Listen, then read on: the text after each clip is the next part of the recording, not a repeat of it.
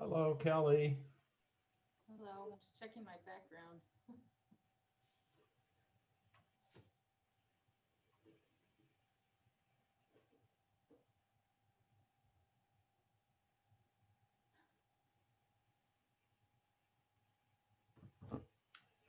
All right, let's see. So we got Michael muted.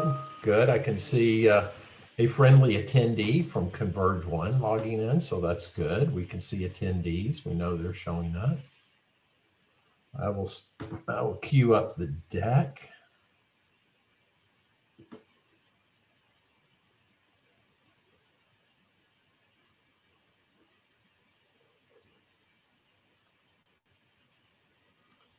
Kelly, can you see the deck? Yeah, we can.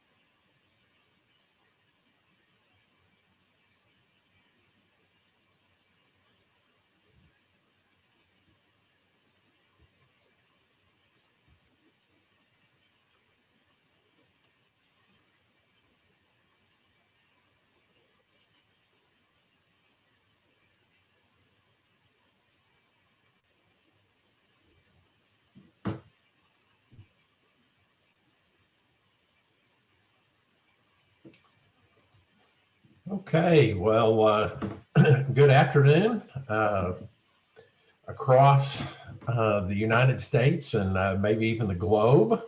From what I can see of our attendee list, we're delighted and we're even honored that you're sharing a few minutes of our time. We're starting a three-part series that we call the post-COVID-19 to-do list. This first one is on channel incentives and lead gen events. Next Thursday, we're doing one on gift cards, and the week after that on incentive travel. One of the things we've seen is we've done this for the last 2 years, and it's been a popular series where we share what we think are the actionable items that people ought to be thinking about this year. So with that, let's go forward. I am Mike May. I am president of Bright Spot, past chairman of the Incentive Research Foundation. I always plug that if you don't follow the IRF, you should sign up. It's free. And once a month, you'll get a research study. You can sign up at theirf.org. I also have joining me today Kelly Coons, who is our director of incentives. Hello, Kelly. Hello. And I already mentioned these future webinars on each of the next Thursdays. And we would welcome you sending in questions along the way through chat, and we will try to answer them if we can real time, or we've carved out a little bit of time at the very end to address Q&A. with that, before we jump into our 10 items of to-do list, I want to start with a graphic. And I like the simplicity of this GDP graphic. When we were looking, there was a lot of different graphics on GDP. So this one, I like its simplicity. Kelly, we were talking, and one of the things you commented about was the shape of the curve or the shape of the line. Yeah. What intrigues you about that? What intrigued me was about 9 months ago, you asked your leadership team what shape we thought the curve would take. So now that we have reached this next normal, it's nice to see a positive forecast. But to be honest, I'm not really even sure what shape, what letter this is. Yeah, we definitely talked about V's and W's. There were some economists that predicted an L shape, that it may just stay flat after it dove. What this looks like is a V at the start and then a check mark. And I think the check mark is probably the most reasonable expectation. I think that's what we're seeing. The stock market has been a leading indicator, and it's voted its vote of confidence. But as it relates to what we're talking about today, we just wanted to start with this for perspective that through, say, March of 2020, we were in a pre-COVID phase that we would call normal, or maybe we could even say robust. The global economy was doing very well. But then, as we know, in March, normal shifted to abnormal. And then what we're here to talk about today is that magical point in the future when we're going to switch to post-COVID in the next normal. I put this fun graphic in because my prediction is that on US Independence Day of July 4th, that's going to be our Independence Day from COVID. Now, maybe it won't be totally gone, totally disappeared, but I think we will see a major bend in that curve by July 4th. And that most economists are predicting we're going to be living with this through Q2, but that we think it could rebound in Q3. Also, I like the term next normal. I really dislike the term new normal. I feel like it's overused, but I like next normal because we could almost strike the word next. And in my opinion, 2022 may look a lot like the old normal, but we wanted to try to get some audience feedback. So if all goes well here, Michael on our team is going to open the poll, and we would like you to respond on when you think companies will be ready to do live events. We could probably put the adjective in there, when will most companies be comfortable, or when will most companies be comfortable with intermediate sized live events? So we didn't set the Jeopardy music here, Kelly, but can you hum the Jeopardy? I would offer to sing, but I think you'd probably just mute me. All right, well, let's see. I wonder, Michael, are you able to display the poll results? Ooh. Ah, very interesting. Okay. Mm-hmm. What do you think about that, Kelly? That's more optimistic than I was expecting. That's certainly nice to see. Yeah, that gives me some hope for 2021 for sure. It makes me wonder if your July 4th prediction isn't even more accurate than we think. Well, something I've seen is public companies are more cautious than private companies. Mm-hmm. And also where the decision maker sits affects this. If they sit in California, New York, New Jersey, parts of Europe, they may be a little more cautious. Throughout the Sun Belt of the US and the central part of the US, companies are a little more optimistic about getting back out there and doing some form of live events. So very interesting. Thank you, everybody, for giving us your feedback. So with that, we're going to jump into our to-do list.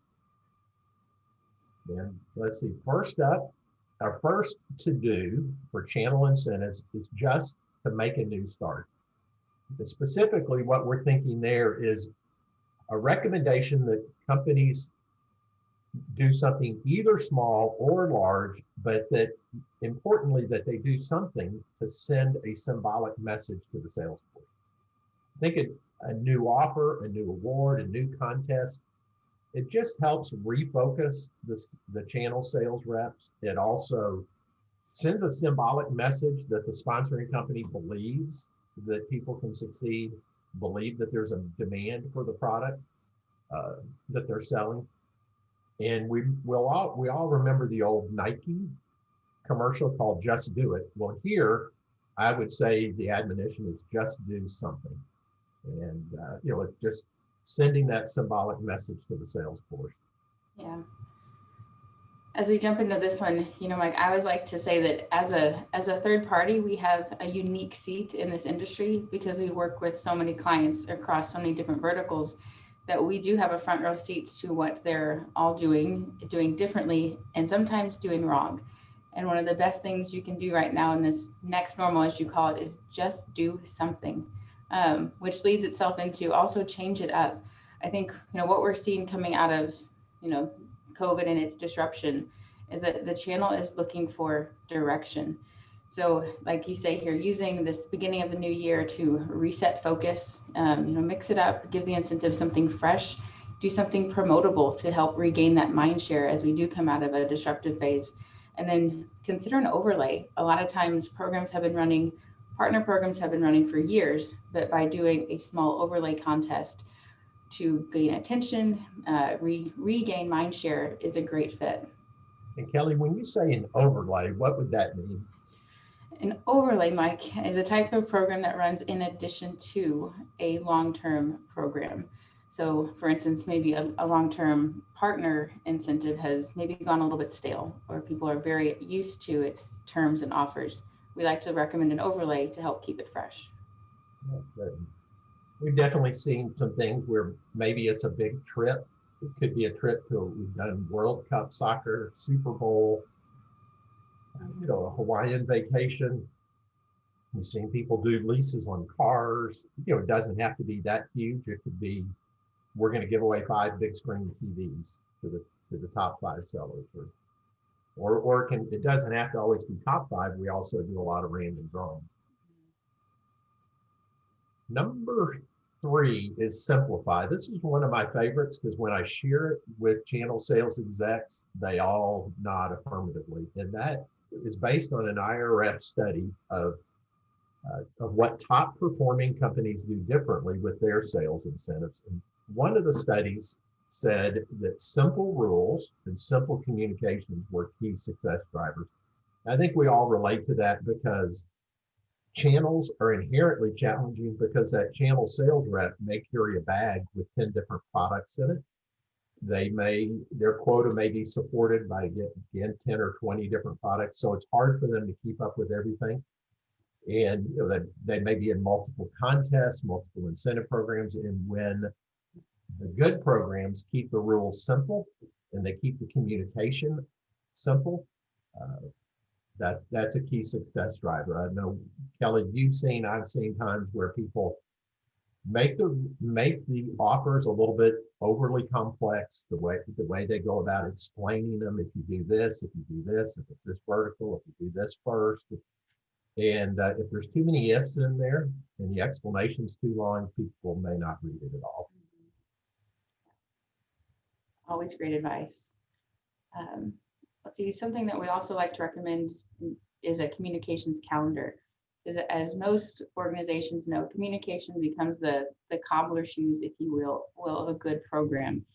So this is one example of a communication plan that we put together for one of our clients, for many of our clients, but really it's showing you a couple of things. 1, the audiences are segmented, and 2, the messages are targeted to each of the segmented audience, which 1 helps keep things more relevant to them, but it also makes it more memorable in the long term.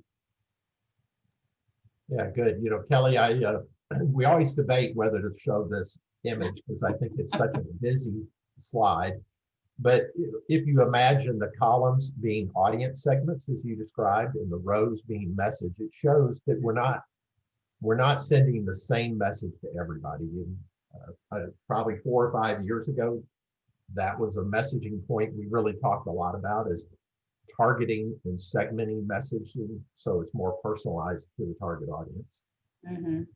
Kelly, maybe while we're here, I know you had an example last year that where somebody did this very thing and had some impressive ROI stats. I don't expect you to remember those off the top of your head. We didn't script this moment, but I think it's a good story. Yeah, it is such a good story that I think I might have the stats memorized because it's one of my favorite things that came out of 2020. We have a long-standing client that we've managed programs for a very long time, but they would never really let us wrap our arms around the communications until last year. And I'm not making this up, Mike, but with just one email blast that was segmented into 6 different audience types with targeted messaging underneath each of those audiences, we saw a 40% increase in engagement, a 30% increase in enrollment in the program, and a 15% increase in deals submitted. So then that's just from the very first one. It has only grown from there. So it's a nice positive story that came out of last year. That's good. A bonus thought here is, some of the times in the past, we've said that the number one mistake that people make in channel incentives is underfunding communications or underinvesting in that area. We see a lot of times to say, oh, we've got this, or we already got internal communication channels. And we think that the sponsors get so close to the incentive that they make the mistake of believing that their audience is as equally familiar. So besides building the calendar, we would also say adequately invest in communication. Let's see, the next one is a little bit of a unique term we call brand the wallet. And what that really represents is if you are doing a prepaid Visa card, prepaid MasterCard, something like that, to be sure to brand the card. I'm always amazed, and one of the things we'll cover in next week is when companies do gift card incentives, about 60% of the time they're driving to retailers to buy those gift cards. They're going to mass merchants like Target, Walmart, going to grocery stores, drugstores, and buying cards off of the J-hook at retail. Well, those aren't branded. We strongly recommend that you brand it so that you have a brand impression within the wallet every time somebody uses that card. We'll use 2 technical terms. One we call co-brand, which is what's on the left, which is merely putting your logo on a standard piece of plastic, or the right one is custom plastic. Obviously, you can see how striking the custom plastic is on the right. You probably need to know that you're going to issue about 1,000 cards for that to make sense. But if you are, it's such a strong branding in the wallet with participants. And we also think it's just a good time to refresh the look. If you've been using the same card for 4 or 5 years, this would be a great year to make a small investment in refreshing that look. Let's see. So this is, as we move into 2021, this is a great time to motivate new behaviors. But what we always like to focus on at Bright Spot is helping the sales rep get from point A to point B by looking at each step along the way. So as we do approach a new year, it's a perfect opportunity to reevaluate what those steps need to be along the way. And I think what we have at the bottom of this slide here is the biggest takeaway possible as far as disruption creates opportunity. There could be new products coming out, new markets to tap into. I'm sure we all wish we invested in Zoom about a year ago. That's the takeaway here. Yeah. And I do think in this next normal, so many companies they're changing up the way they sell. Many companies are moving from shrink wrap software, hardware to cloud-based offerings, hosted offerings. And it's just important that the incentives flex with that. And when people are asked to change their selling habits, some of these other activities can be great for helping pull the sales force into a new period. This to me is really fascinating. And what this says is, according to Accenture, so a very reputable study, that internally managed sales incentives will often overspend by 5 to 10% due to three causes: complexity of the program, decentralization, which means there's not a centralized group that is tracking, scoring, and fulfilling the incentives, that there may be multiple teams in multiple geographies or across multiple product lines, such that the same sale may be rewarded multiple times. Or there's data errors. A data error could be an invalid SKU being rewarded. It could be an invalid date of sale, or maybe an invalid type of market. If something like federal government was excluded, but yet somebody submitted a claim. So our tip, is a bit self-promoting, but we believe that incentive software pays for itself by recapturing and preventing that 5 to 10% overspend. And as a practical rule of thumb, something that we've said in some ebooks we wrote is, if you have under 50 participants and under $25,000, Excel and Outlook emails can be a good way to track an incentive. But once you get over 100 participants or over $25,000, that's when incentive software starts to pay for itself. And you can imagine if a company's paying out $50,000 in claims and you could save 10%, $5,000 is about what it costs to set up an incentive website for a channel program. Yeah, Mike, on a similar note, we talked about cost savings in the long run by using a platform. When I was talking to someone yesterday who spends hours in their day tracking down if a deal is registered, did a meeting happen? But by utilizing a platform that automates all of those things, they end up freeing so much time in the long run that it becomes worth that time, worth the investment. Yeah, that your team, Kelly, is the team within Brightspot that does that. But we've got multiple program managers that's what they do all year long. So they become very knowledgeable. They have best practices. Your team is backed up by our IT and web development department, and we probably have a built-in investment of $400,000 to $500,000 of cumulative development over the last 5 years into that platform. So all of a sudden, licensing something for $5,000 may seem a little. At first, it seems sticker shock, but when you realize you're getting a piece of $500,000 of cumulative development, there's a real value there. Mm-hmm. Okay, well, let's see here. We're going to transition from incentives to lead gen. And while this is events, we often see that lead generation events tie closely to driving pipeline for those channel reps. So, Kelly, it's virtual experiences 2.0. Yes, well, I'm sure everyone on this call can imagine the demand for virtual events ticked through the roof over here at Brightspot. And while we've done plenty of wine tastings, whiskey tastings, the demand for things out of the ordinary really ticked up. Things that are family friendly that you can do after hours, in front of the computer, but with the kids. But what we really, one thing I would mention, as we did more of these, another challenge arose, and that was, well, how do I get people to turn on the camera? We have people sitting there in the dark drinking the wine I sent them, which is great. But how do we get them to engage with us? So we've come up with a few ideas that can, encourage people to participate, engage, and interact with your business message even more.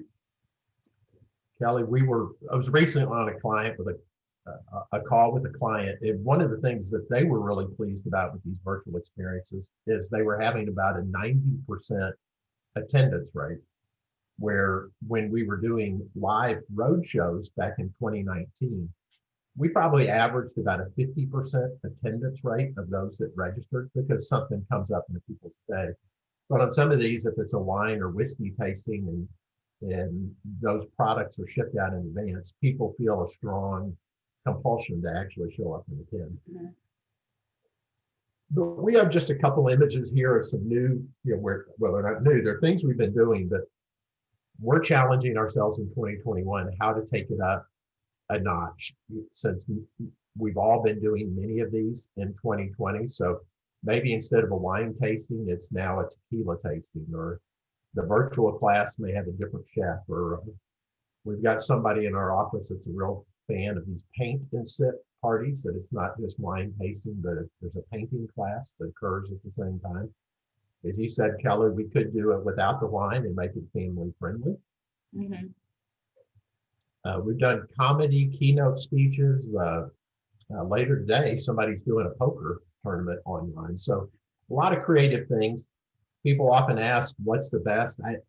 I think changing it up is what's best. You know, wine, whiskey, things like that are always probably the most popular, but changing it up may reach a different audience.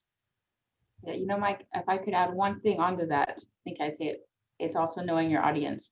I heard a horror story from one of my colleagues that does not work at Bright Spot, fortunately, but they did a virtual event and invited families. It was marketed as a family-friendly event, but the comedian could not have been any less family-friendly. So knowing the audience is also important. That's that's good. Yeah, I think we said this webinar was going to be PG. We didn't mean the comedian. We meant that it'd be pipeline generated, but PG is appropriate for the content also.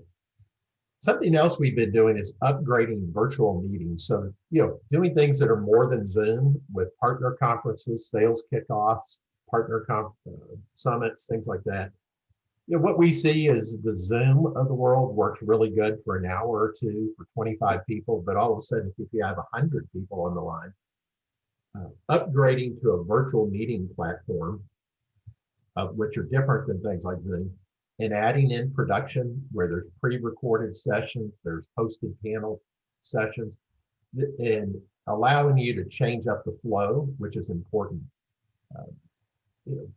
Most of these things also, you want to use a 50% rule, which is cover 50% of the content in 50% of the time. So don't go longer than 4 hours in a day, but we've been doing a lot of these recently. And then the other thing we think is important is prepare for live events. So Kelly, what would you say there? So yeah, Mike, I'm actually racking my brain here. Oh, there we go. It just came back to me with the image. Thank you, Mike. I think, like you said, one of the best things we can do is prepare. But one thing that we're hearing from our colleagues and research is that regional events will probably be the first to pick back up before large scale 1,000+ person events. So thinking regional, local, and smaller is probably where we'll see it the most. And as I'm talking, Mike is scrolling through a few really great examples. Movie theaters can be made private, celebrity chef events. I can't remember the last one, but think regional, local, and small, and then we'll get bigger. Yeah, so we as our very bright attendees said, they think Q3, Q4, some of these could come back. I predict when they do come back, that they will come back very quickly and very strongly. So I think it's good to be thinking ahead. We don't know exactly when that is, but I believe they'll pop up strong. So Kelly, we've got about 5 minutes for Q&A, so we're doing just perfect here. So if you do have a question, please hit the Q&A and send in something. And as a reminder, you can click the chat to do that. And then also, while people are typing in any questions, a quick promo for our channel audience. We have 2 really good ebooks that are relative to the content we shared today. One is on channel rewards, kind of a how-to guide for channel reward programs. But then also our IT director, Jason Neal, wrote an excellent resource on how to choose an incentive software program, and excellent resource that helps address that 10% overspend. So with that, let's look at the Q&A.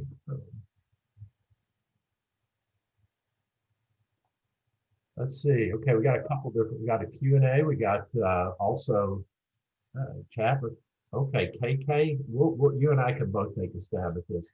One of our participants asked, is there a minimum load amount that you would recommend for a Visa card? So a minimum dollar amount on a Visa card.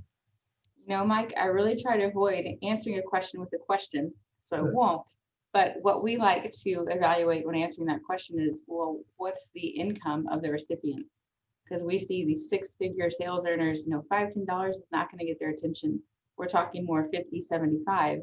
But then again, if we're looking at an hourly employee, $5 to $10 is plenty. So I would ask a probing question as to the demographic. Yeah, that was I guess that's why you're director of incentives. Is that's what we would have thought would have said too. And as an example, I know you've got a retail client that in the retail space they're modestly compensated, and we're doing $10 and $25 cards. We have other ones where people are doing 50, 75, 100 or more. So really good question. Yeah. Let's see, we have another one. What is the recommended length of a company hosted virtual event, such as a paint and sip, a comedy show, etc.? That's a good one too. I would say an hour to an hour and a half. Anything over an hour and a half is really getting long. People's attention spans are very short. I think an hour is probably the sweet spot. If you can cover your content in 15 to 30 minutes, also, and then whoever your speaker is related to the activity, if they can do it within 30 or 45 minutes. Everybody understands they're going to get a bit of a marketing or sales pitch, but keeping the message tight is important. With these events, you're just trying to whet people's appetite so that the salesperson can follow back up. So that's what we've seen that's been effective. But the other one that comes up is time of day, and generally been doing a lot of these at around 4 or 5 o'clock in the day. So end of day, they don't feel like they're giving up too much of their personal time, but also we're not serving wine at lunchtime. So, all right, let's see. Okay, looks like that may be our 2 questions. KK, I'll put up here our summary. Any final comments on any of these that you would add? Yeah, I guess just looking at the first 3 and even 4, I think that one of our channels are hungry right now. They're hungry for a direction coming out of disruption. So making a new start, changing it up, keeping it simple, and communicating are some of the best ways to satisfy that hunger. One that I've heard you mention before now under the kind of the do something, change it up, is this is a good opportunity to try to go get market share from other people that may not be marketing. When some of your competitors have pulled back, this can be a time to think big and think forward and invest in channels. Mm-hmm. Well, I think that's where we're gonna end for today. We really appreciate everybody sharing their time. I know everybody's busy. We will be following up. It may be next week, but we'll be creating either a blog or a video of this content so that you can have a record. I also believe maybe even as in just tomorrow or the next business day on Monday, to those that attended or registered, we'll send a PDF of these slides. Certainly, if you have any questions, Kelly and I are always available. We'd be happy to help in any way we can. So thank you, Kelly, and thank you to the World Wide Web for joining us today. Thanks, Mike. Thanks, everyone.